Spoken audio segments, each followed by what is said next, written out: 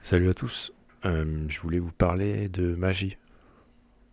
Euh, C'est de démystifier un petit peu la chose parce que c'est vrai qu'on entend un peu tout et n'importe quoi, notamment dans les milieux New Age, où on fait croire tout un tas de monts et merveilles, de super pouvoirs et autres.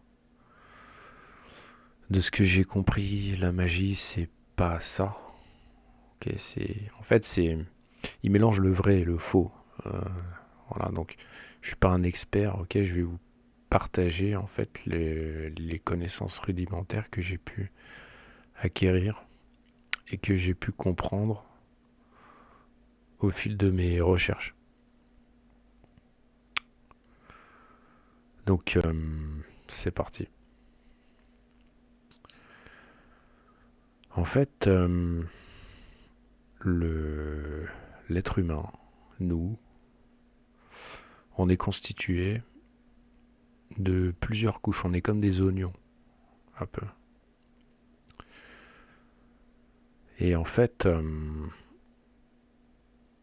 ces différentes couches. Donc la première ou la dernière, suivant c'est selon. Si vous voulez, donc on a un corps physique matériel, tangible, palpable, si vous voulez. Donc c'est de la matière, c'est solide ou liquide, etc. Donc c'est notre première couche, on va dire. Donc c'est notre corps matériel ou physique. Cela dit, on n'est pas des objets. C'est-à-dire on n'est pas comme une table, comme un gobelet, un vase, comme un écran ou comme une chaise ou un meuble. On est vivant. Première chose, donc on constate et on le sait intuitivement qu'on n'est pas des objets, donc on est vivant en fait. Et c'est là que vient la deuxième couche de l'oignon, c'est-à-dire que on est animé et même quand on bouge pas, notre cœur, notre cerveau, nos organes, ils fonctionnent d'eux-mêmes en fait tout seuls. C'est-à-dire que il y a une énergie, donc tout ça, ça consomme de l'énergie qu'on récupère par le sommeil, donc en allant dormir.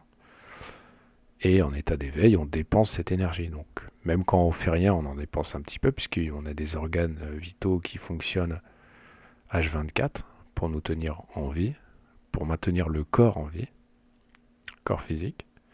Ça consomme de l'énergie. Enfin, en fait, il n'y a rien de mystique dans tout ça. Finalement, c'est de l'électromagnétisme, c'est de l'électricité.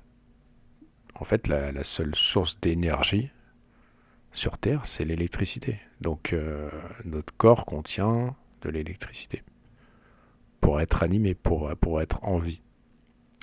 Mais pas seulement. Donc, on peut appeler ça aussi la force vitale. On peut appeler ça un peu comme on veut. Mais c'est de l'énergie en fait. Donc, c'est l'électricité, quoi. C'est pour ça d'ailleurs que les électroencéphalogrammes, les électrocardiogrammes, etc. Bon, tout ça, ça fonctionne parce que notre corps contient de l'électricité. En fait, c'est notre énergie vitale. Si on n'a pas cette énergie, notre corps s'arrête de fonctionner. Ce qu'on appelle la mort physique, si vous voulez. Et donc, ça contient cette énergie, mais pas seulement. C'est-à-dire que on peut constater qu'aussi il y a des objets, par exemple un ordinateur, une machine, un robot. Ça, ce sont des machines qui peuvent être animées elles aussi. Parce qu'elles contiennent elles aussi de l'électricité, donc de l'énergie qui va leur permettre d'être animées. Mais animé, ça ne veut pas dire vivant.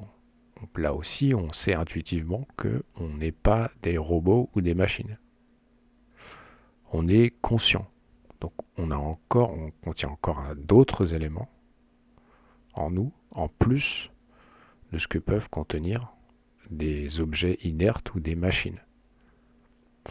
Donc les couches suivantes, ça va être le subconscient et le conscient. Donc certains vont appeler le subconscient le corps astral. Ok, c'est principalement, enfin c'est là où on va, si vous voulez, quand on rêve, par exemple.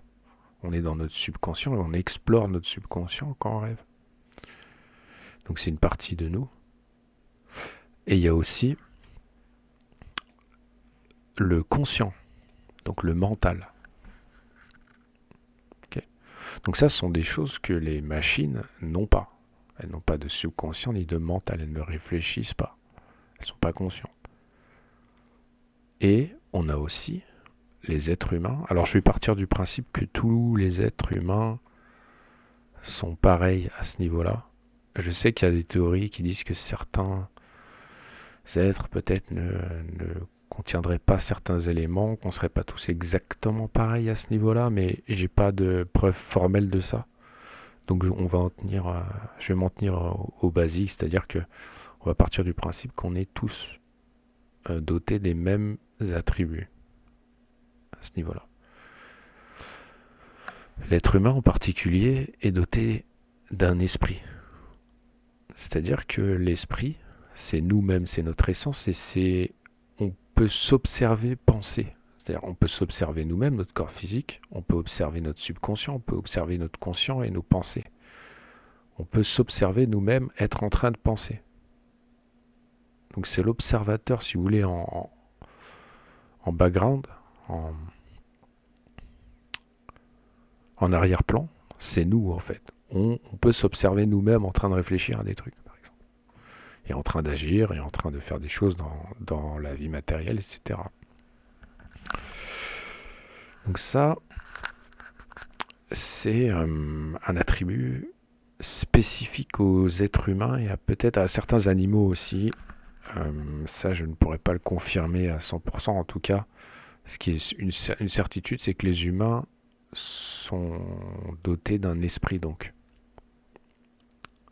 Et en fait, cet esprit, c'est nous-mêmes. En fait, c'est notre essence pure, dénuée du conscient, du subconscient et du physique. En fait, c'est au-delà. C'est l'observateur de l'observateur de l'observateur. C'est infini, en fait.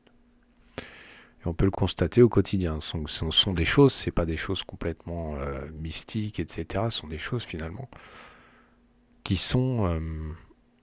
Si vous m'entendez dire ça, vous allez vous rendre compte qu'en fait vous le saviez déjà finalement. Je vais rien vous apprendre.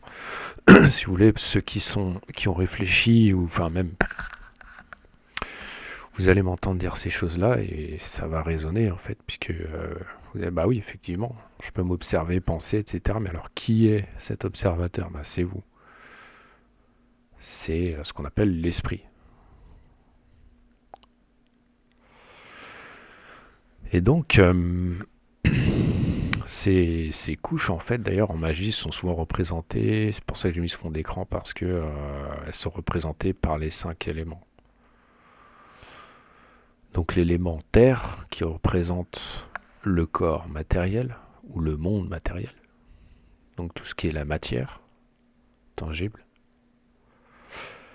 L'éther, alors l'éther, en fait, c'est l'énergie, hein. Donc c'est l'électricité finalement, c'est de la matière, ça reste de la matière, mais de la matière plus subtile qui n'a pas de masse. Donc l'électricité, typiquement, voilà, donc c'est de la matière subtile, ce qu'on appelle l'éther, hein. D'ailleurs, par exemple, vous avez des câbles Ethernet, etc. Donc l'éther, hein, ils vous mettent ça en pleine face, hein, c'est l'éther, ça n'a rien de mystique comme certains voudraient le faire croire, hein. C'est juste de l'énergie, en fait. Ok. Ensuite, il y a ce qu'on appelle le plan astral ou le subconscient. Le subconscient, c'est souvent représenté par l'élément eau. Ensuite, il y a le conscient qui est très souvent représenté par l'élément air, l'élément air ou la couleur jaune d'ailleurs. En fait, ça va être vert. L'éther, c'est souvent incolore, présenté en blanc. L'eau en bleu, l'air en jaune et le feu, l'esprit. Euh, L'esprit donc en rouge, le feu. Et on constate aussi que ça représente différents états de la matière, donc l'état solide, liquide, gazeux, éthérique, spirituel. Où là, le feu en l'occurrence, c'est plasmatique. Mais enfin, ce sont des symboles, quoi. C'est pas.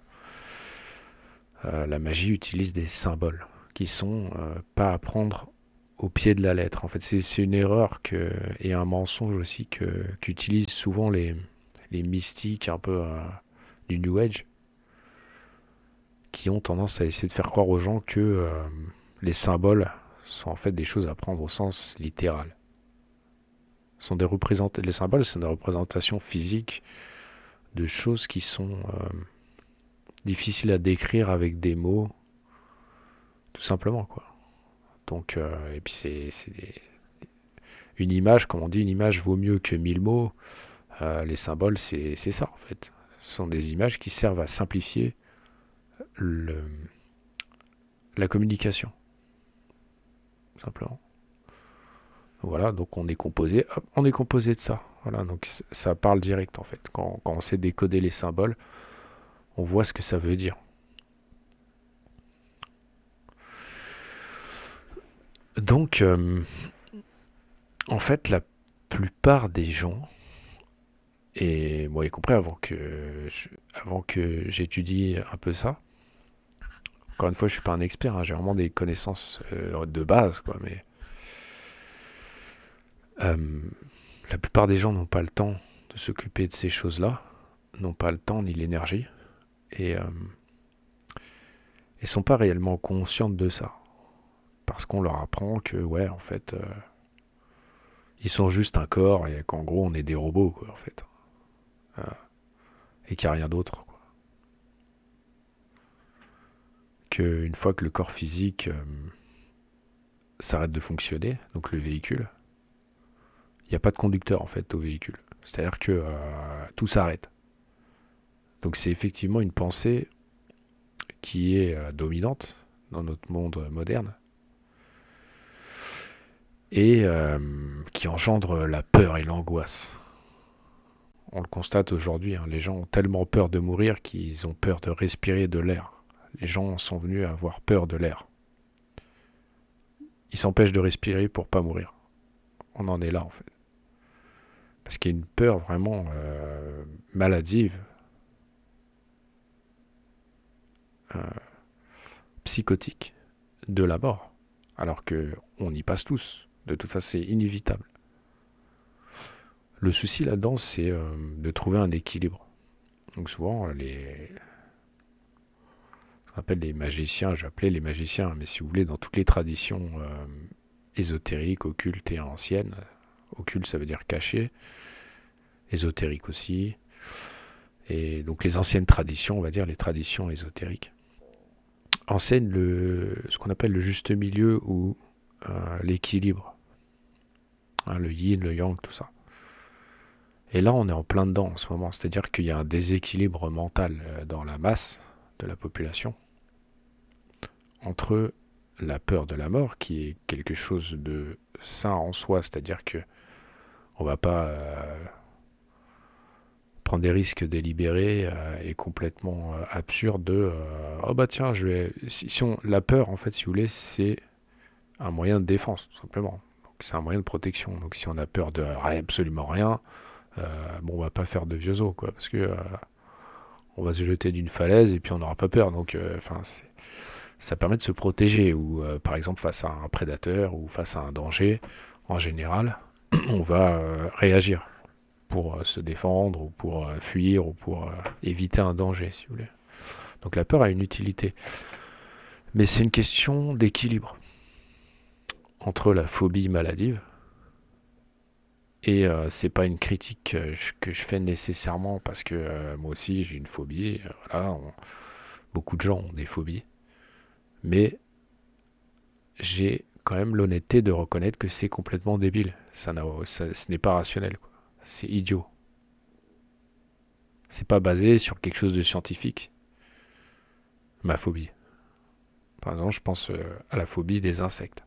C'est complètement ridicule. Ça n'a aucun sens.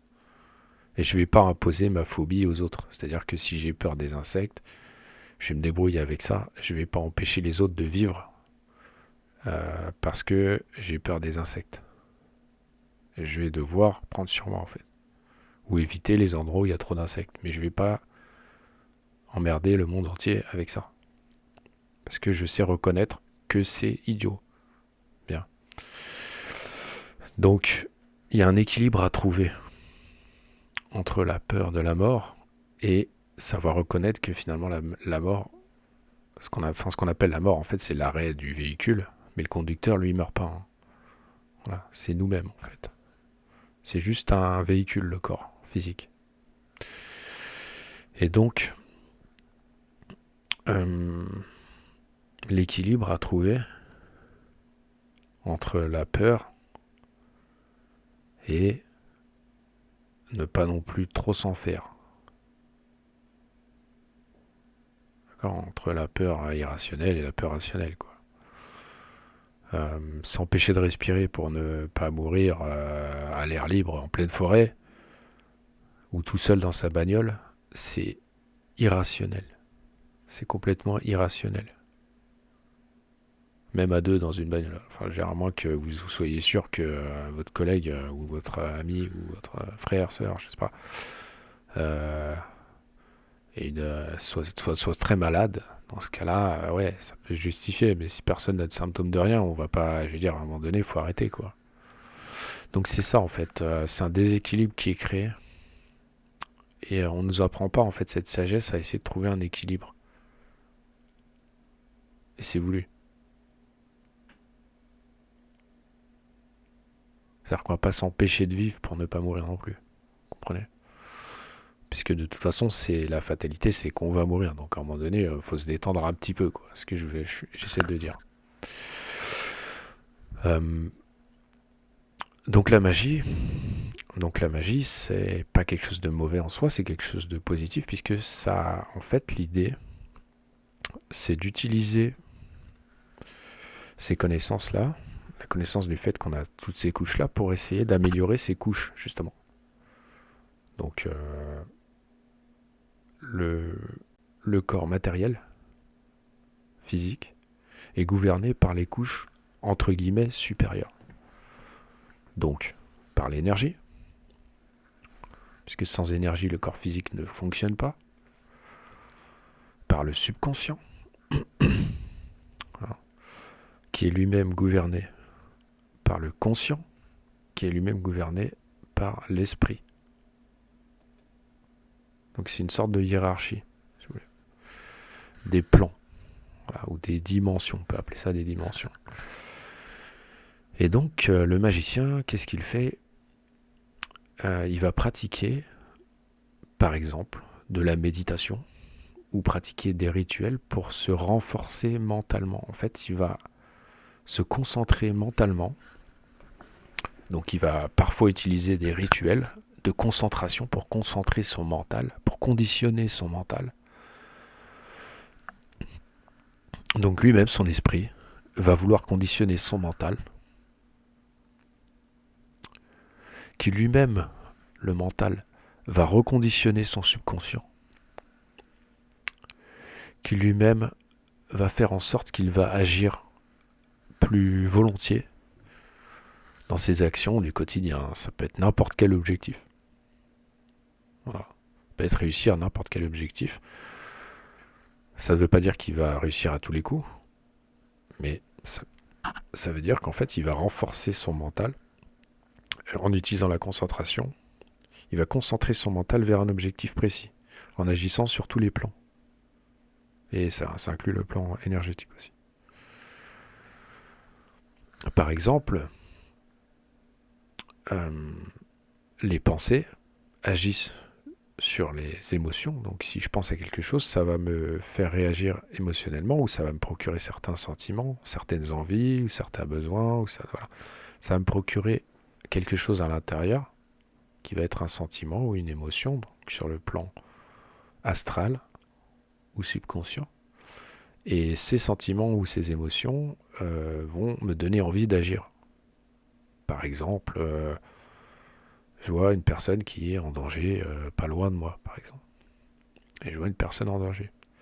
Si ça m'affecte psychologiquement, c'est-à-dire que si mon subconscient donc mon plan astral, si vous voulez, est affecté par ce que mon mental me dit. Mon mental dit, ah, donc effectivement là j'observe qu'il y a euh, une personne qui est en danger. Soit ça m'affecte émotionnellement, ou ça me procure certains sentiments ou certaines sensations à l'intérieur, je me dis oulala, il faut que je fasse quelque chose. Dans ce cas, c'est ça qui va me donner l'impulsion pour agir. Mais si je ressens absolument rien, bah je vais pas avoir envie d'agir, donc je vais certainement à rien faire du tout, parce que je vais en avoir rien à foutre, par exemple. Et donc c'est ça que le magicien essaie de faire, c'est de concentrer et de conditionner son mental à avoir vraiment envie de quelque chose finalement.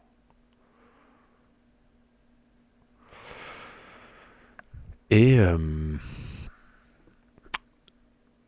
ces, ces connaissances-là, en fait, euh, des différents plans et de la façon de les travailler, donc par exemple en se répétant ce qu'on appelle des mantras, si vous voulez, des choses, on peut se répéter à nous-mêmes, c'est de l'auto-hypnose si on peut dire.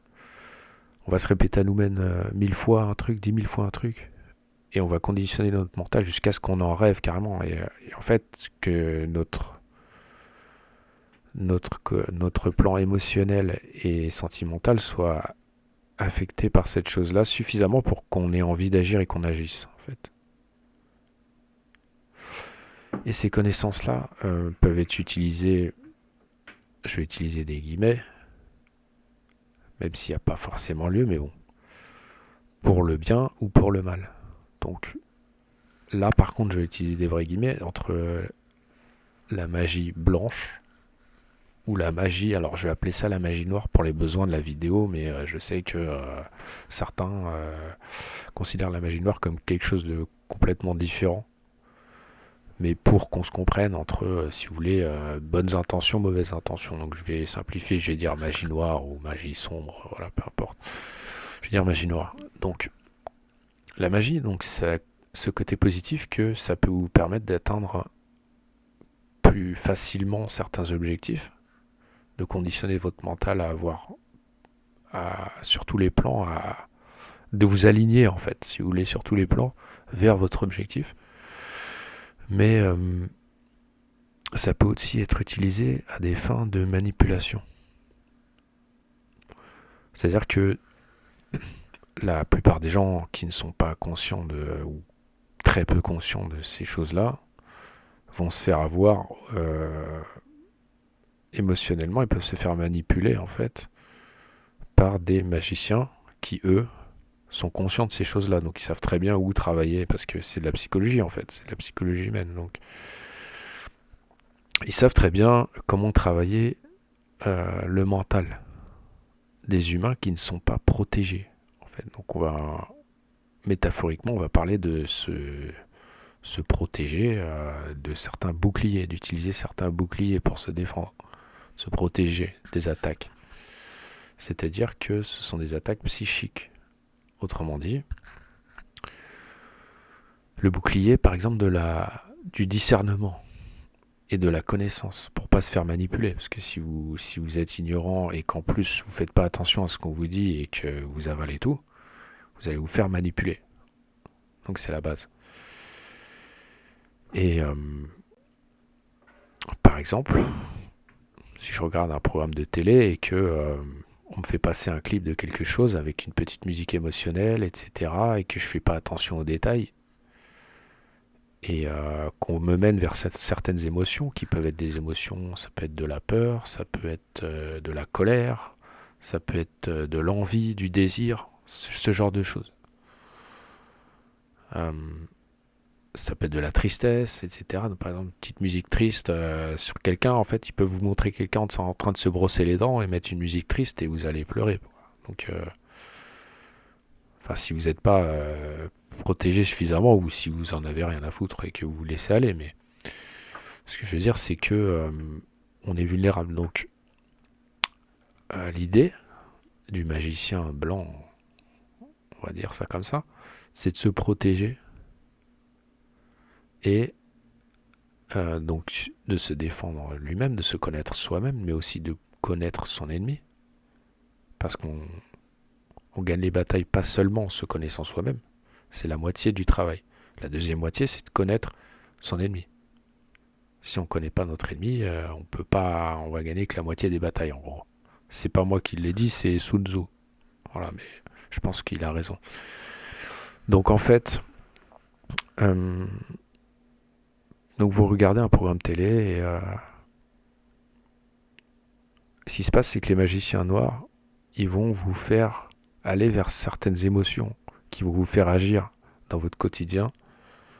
Donc ils vont par exemple engendrer de la peur et vous dire ah, attention, là, ça fait peur, etc. Et donc vous allez avoir un sentiment d'angoisse, de peur ou d'anxiété et vous allez réagir selon le souhait du magicien noir. Il va vous manipuler mentalement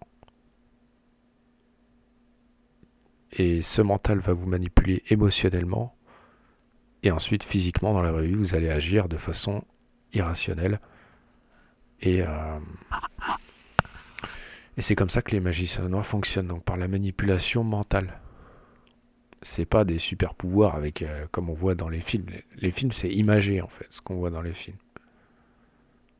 Il n'y a pas des rayons laser qui sortent des yeux, etc. Ça n'existe pas dans ce monde-là, en tout cas pas sur Terre. Sur Terre, il y a des lois physiques qui sont inviolables, si vous voulez.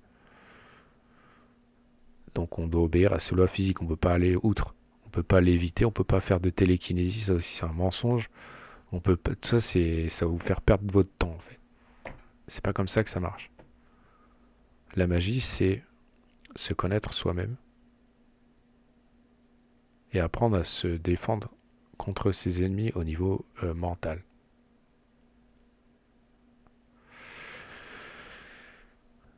Euh, Qu'est-ce que je voulais dire d'autre? Donc vous allez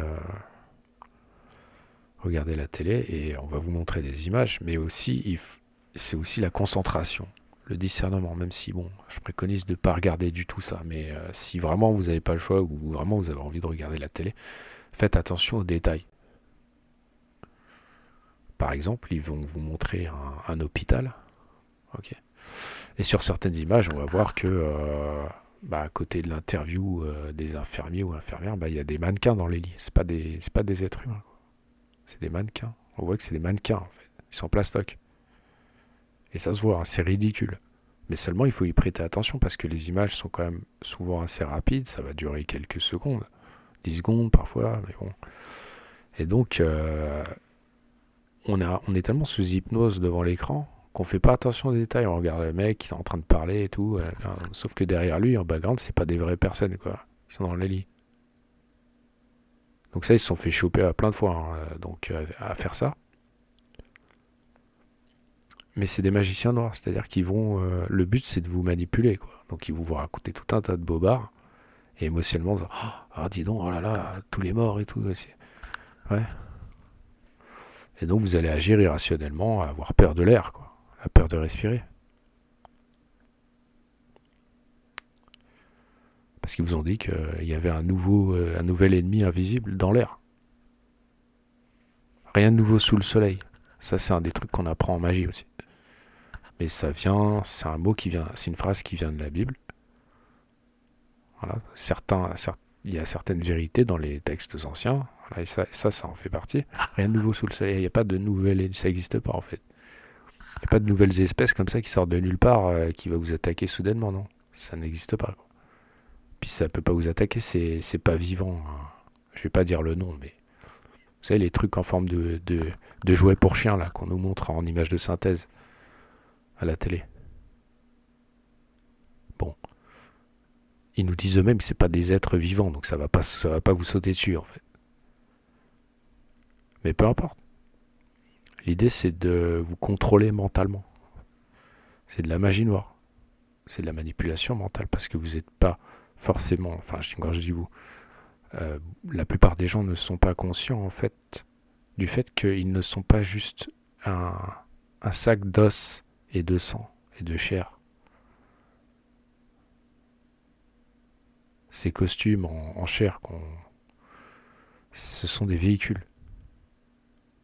Le plus important, ce qu'ils essaient d'avoir chez nous, c'est notre esprit, notre mental, je dirais. Une fois qu'ils vous ont mentalement, ils ont tout le reste, parce que le mental gouverne le subconscient, et le subconscient gouverne la matière. Donc s'ils arrivent à avoir votre mental, ils peuvent faire ce qu'ils veulent de vous. Et c'est ce qu'on constate aujourd'hui. Parce que les gens sont pas... on leur enseigne pas la sagesse, on leur enseigne pas... Enfin, on nous enseigne pas, c'est pareil. À l'école, on apprend tout un tas de choses, mais tout sauf la sagesse, c'est pas enseigné. Se défendre contre les manipulations, c'est pas enseigné. Alors que, enfin, c'est vital, quoi. C'est bien de savoir compter jusqu'à 1 milliard, mais si vous apprenez pas à discerner le vrai du faux. Ah oui, un autre mensonge aussi. On nous dit, ça, faut faire attention à ça. On nous dit, chacun sa vérité, il n'y a pas de vérité. Donc ça, c'est vrai que c'est beau à l'extérieur.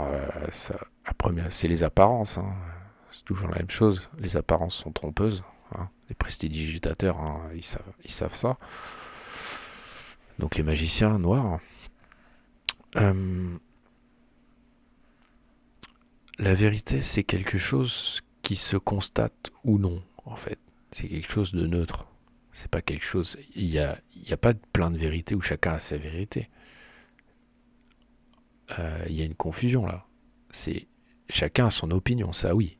Ça c'est une certitude. Chacun a son opinion, ça on peut pas le nier. Mais différentes opinions contradictoires ne peuvent pas être vraies en même temps. Ça fonctionne pas en fait. Pour reprendre l'exemple du ravin et de se jeter dans le vide, si vous ne voyez pas le ravin et que vous y croyez pas, vous aurez beau ne pas y croire, vous allez tomber en fait, si vous vous jetez dedans. La vérité se fout complètement de ce qu'on en pense, hein. Elle est neutre. Il n'y a pas plus froid que la vérité. Soit on l'observe, soit on l'observe pas. On peut se tromper aussi, hein. On se trompe tous, hein. Moi le premier, je me trompe plein de fois, souvent. C'est comme ça parce que l'être humain, il est,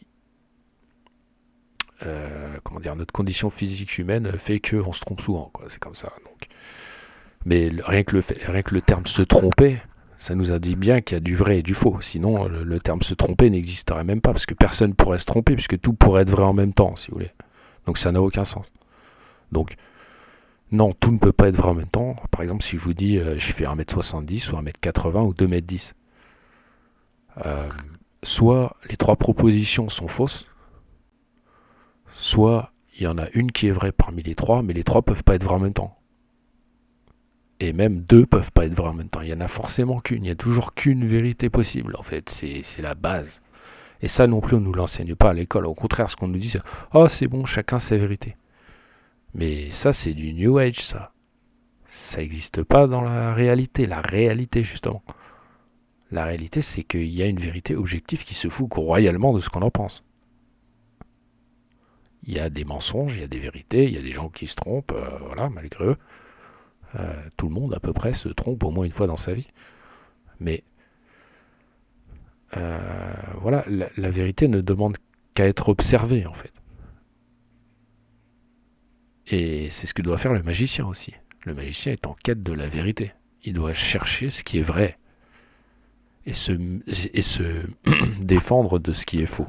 Le magicien noir, lui, par contre, il sait ce qui est vrai, mais il utilise ses connaissances pour manipuler son prochain et obtenir de lui ce qu'il veut.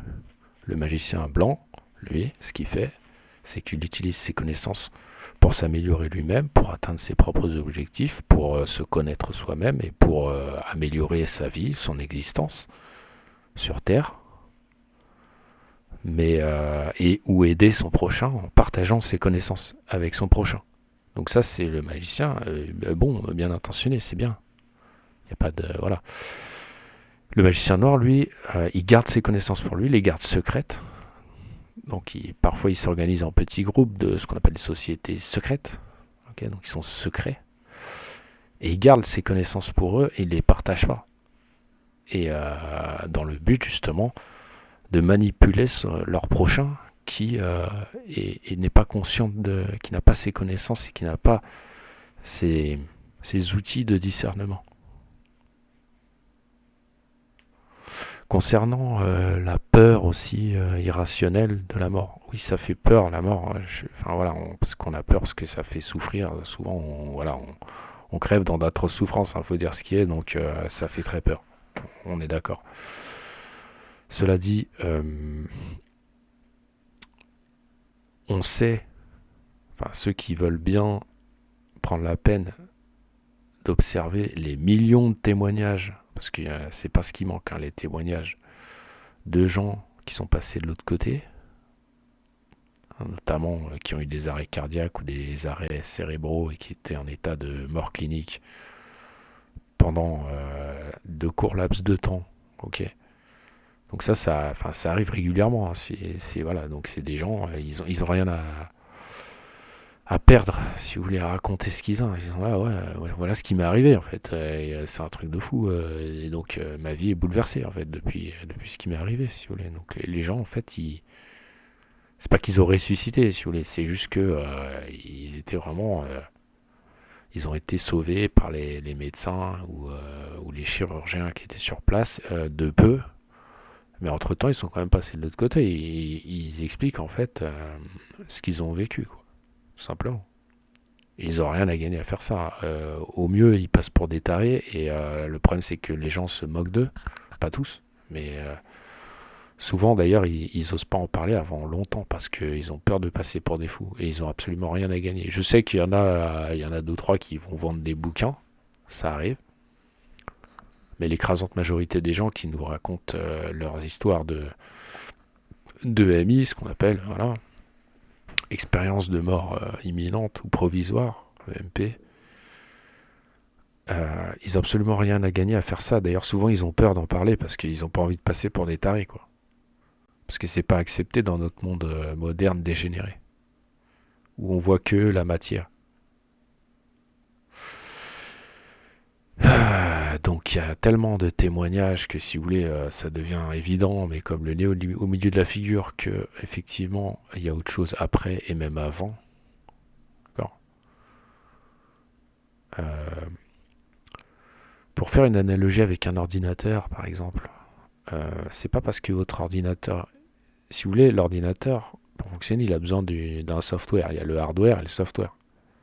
Bah nous, en fait, on est le software. Mais c'est pas parce que le hardware est détruit que le software est détruit.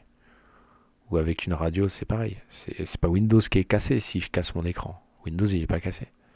C'est juste que l'écran fonctionne plus. Voilà. Donc on peut changer d'écran et ça fonctionne toujours. Windows, il est toujours là. Bah nous, c'est pareil. Nous, on est le software, on est le conducteur, quoi.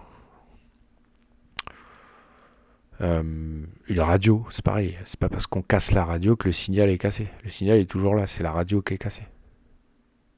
Donc ça va faire bzzz, ça va déconner, ouais. C'est pareil. Nous aussi, si notre cerveau il a un pet au casque, ça va déconner. Mais ça veut pas dire que nous, notre essence même est abîmée. C'est juste le véhicule qui déconne, quoi. Donc il est temps après à un moment donné de se barrer du véhicule. Donc quand on est trop vieux ou quand on est trop malade ou quand on a un accident trop grave, le véhicule, il allez stop, terminé, HS. Et on se libère. Voilà. Quand on dit on a rendu l'âme, c'est pas par hasard, c'est parce qu'on rend l'âme en fait. Enfin, on dégage du corps, quoi. Parce que stop, le corps il peut plus en fait. Voilà, on est conscient, si vous voulez, on n'est pas des robots. C'est la conscience qui nous différencie de la matière inerte. Ça, c'est ce genre de truc qu'on va pas vous apprendre ni à la télé, ni dans les camps d'endoctrination, d'endoctrinement, pardon, des enfants de l'âge de 3 ans à 18 ans, en gros, en moyenne. C'est-à-dire que toutes nos plus belles années, on les passe 8 heures par jour assis sur des chaises au lieu de passer notre temps à jouer, parce que c'est ce qu'on devrait faire à cet âge-là. Non, non, ils nous foutent sur des chaises à nous endoctriner, à nous apprendre des conneries qui nous servent strictement à rien. On n'apprend pas à se débrouiller dans la vie et on n'apprend pas la sagesse. On n'apprend pas la magie. On n'apprend pas qui on est, ce qu'on est. Connais-toi toi-même. Et connais ton ennemi aussi. Ce serait pas mal aussi qu'on nous explique qui est notre ennemi parce que hein, ça commence à bien faire. Il y a des magiciens noirs, ok, je les appelle comme ça, mais qui dirigent le monde actuellement et qui endoctrinent tout le monde et qui manipulent tout le monde. Et parce que les gens sont pas conscients de ce qu'ils sont en fait. Donc protégez votre mental. Déjà essayez d'éviter le danger, donc évitez de regarder ces âneries. Ok, ces gens qui veulent vous faire manipuler par la peur, par la colère, par toutes ces choses-là, l'angoisse, la tristesse aussi, parce qu'il y a le nombre de suicides, enfin c'est hallucinant quoi. Donc arrêtez de vous faire manipuler, protégez-vous, ok. Utilisez vos boucliers du discernement et de la connaissance. Protégez votre mental qui protégera par lui-même votre subconscient qui protégera par lui-même vos actions dans la vie du quotidien. Parce que si vous n'êtes pas affecté, vous n'allez pas réagir comme le magicien souhaite que vous réagissiez. Vous allez agir selon vos propres idées et ce que vous-même vous savez, pas ce qu'on essaye de vous faire croire. Voilà, bon, j'avais peut-être d'autres choses à dire, mais c'est tellement un sujet vaste, quoi. Enfin, c'est simple à la fois, mais ça peut être compliqué à expliquer. Je m'exprime pas forcément de la meilleure des manières, mais bon, c'est comme ça. En tout cas, je vous souhaite une bonne journée. Ciao, ciao.